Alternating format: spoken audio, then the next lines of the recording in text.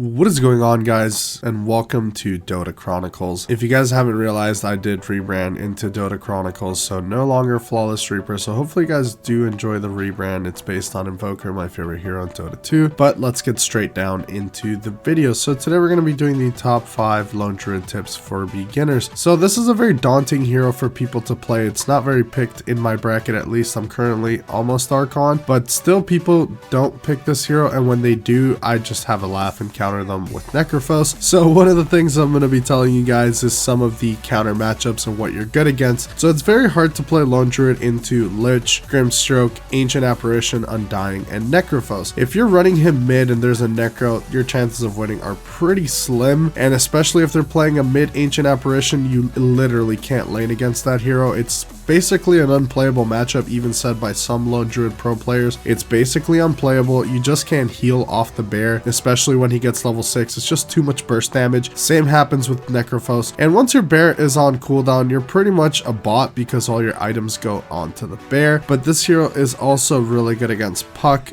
Ember, Kunkka, Void Spirit, and heroes like Skywrath Mage. Very squishy intelligence heroes. Those are basically your targets. Heroes that don't have a lot of burst damage. If it's just physical, you're fine because you are super tanky and you have a lot of armor, especially with the build that I'm going to be telling you guys to go. But it's basically really bad against Scotty buyers. Scotty really destroys this hero and his ability to heal off the bear, and it just destroys the bear. Like, a big thing about the bear is if he's slowed all the time, he really can't put the damage. So heroes like Venomancer, Silencers, if they can get all their spells on top of you and you have no real way to dispel it other than your shard, so it can become a very difficult lane. This hero's very snowball based. If you start off with a really bad lane and you lose your bear a couple times, which you're feeding away a lot of gold and a lot of experience, then you basically can't farm if your bear is on cooldown. So once your bear is on cooldown, I definitely recommend you guys not to fight. So you should have your bear up and you should have the cooldown as well. So if you want to fight again, you can resummon the bear during the fight and you can easily turn a fight, or you just walk away and don't resummon the bear until you're in a safe spot, because if they kill the bear again, not only are you feeding a ton of gold again, you're also becoming a bot and you won't be able to farm or really do anything because the hero itself doesn't really do anything. It's all about the bear. That's why all the items go onto the bear. The build that I normally go on this hero, you either build Desolator or Maelstrom. So if they have illusions, you build Maelstrom. If they don't, then you get yourself a Desolator, especially against low armor heroes. Then you pretty much go Phase Boots,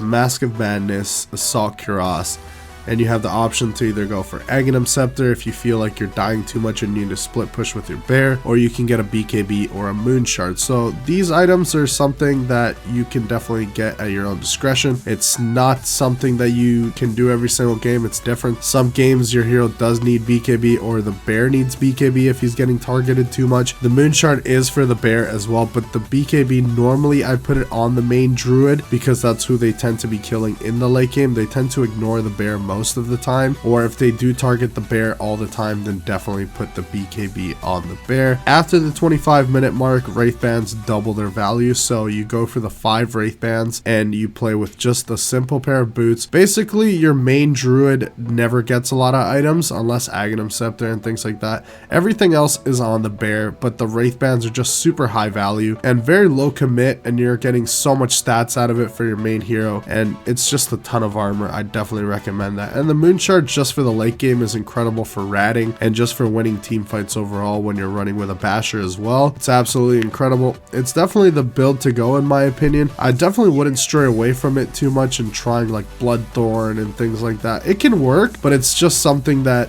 people don't tend to go too much. Is basically a very cookie cutter build almost all the time on Lone Druid because it's just what works. Now, another tip I'm going to be telling you guys is to focus towers. Focus towers all the time. Once you hit your Deso timing with your shard and your phase boots, start running at towers. You can run at them much earlier than that because your bear does a ton of damage. So if you're snowballing your lane, take your mid tower or your safe lane tower if you're playing him in the safe lane. Take that tower quickly, rotate with your team, and start getting more tower kills. Start putting pressure on the map. This hero is super tanky, so he can put in a lot of work, and try and play him with carries that can come online much earlier. So don't play him with drafts with like Spectre, Terrorblade, these heroes that want to spend so much time in the jungle, because yeah, you can create a lot of space for them, but your main timing, I definitely say it'd be before 30 minutes, 35 minutes latest. Then you really start falling off because these other heroes are getting silver edges, they're getting desolators, they're getting ACs for their team. So you're not going to be killing these supports as easy, and you're going to be getting kited quite a bit with halberds, Yule scepters, and all these items, which will definitely put you in a really bad situation. I've heard a lot of players say they're fine going lone druid in the late game. I definitely don't enjoy playing lone druid in the late game. There's just too much damage. I just end up playing him with Ags and ratting with the bear, and that's just not fun. You definitely just want to end the game pre 40 minutes. I definitely say you should hit that timer and play him with quick pace lineups where you can make a lot of space. Don't play him into lineups that have a lot of stuns or slows because you're not going to have a good time. Building BKB on this hero is kind of like a last resort. You don't want to build BKB neither on the bear nor the main druid. It's just too much gold, and you always want to be a little bit greedier and get a lot more damage, or get yourself a nullifier or other items that you may need. You definitely don't want to spend money on a BKB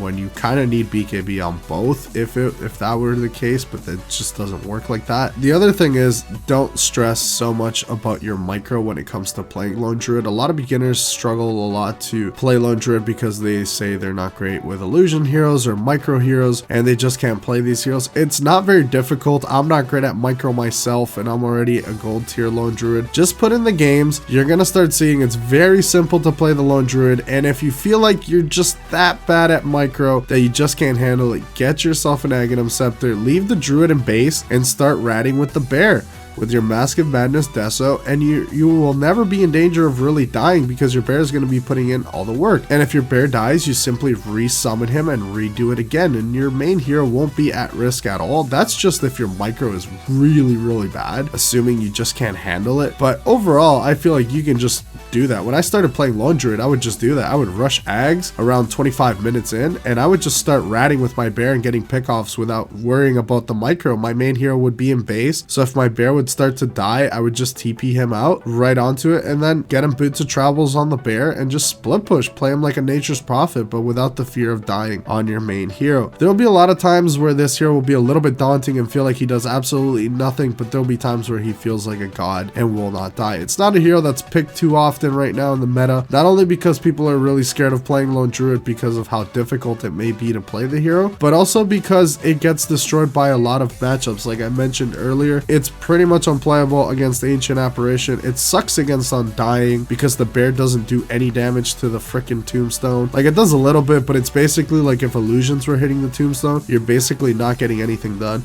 The whole point of this hero is to take towers quickly and snowball and end the game as fast as possible. It's one of the strengths of the lone druid. Synchronize with your team, play with them as much as possible, and get your carry online quickly and tell them, hey, don't go Battle Fury or don't play for the late game. Let's just chill out, take some towers, and create map pressure and take Aegis. He is one of the fastest Aegis takers in the game and one of the best at it as well. He's very tanky and hard to kill for the first Aegis, so it's very value to get the Aegis onto the lone druid, so I definitely recommend that. Definitely let me know if you guys did enjoy the video, and if you guys like the new channel rebrand. I definitely appreciate any comments or any constructive criticism, as I am one of the newer YouTubers, and whatever you guys feel like I could improve on, definitely let me know in the comments. I'd greatly appreciate it. Let's get a discussion going. And what other tips would you guys like to learn about a different hero? So definitely let me know a hero you guys would like me to make a video on, and I will see you guys in the next video. Take care.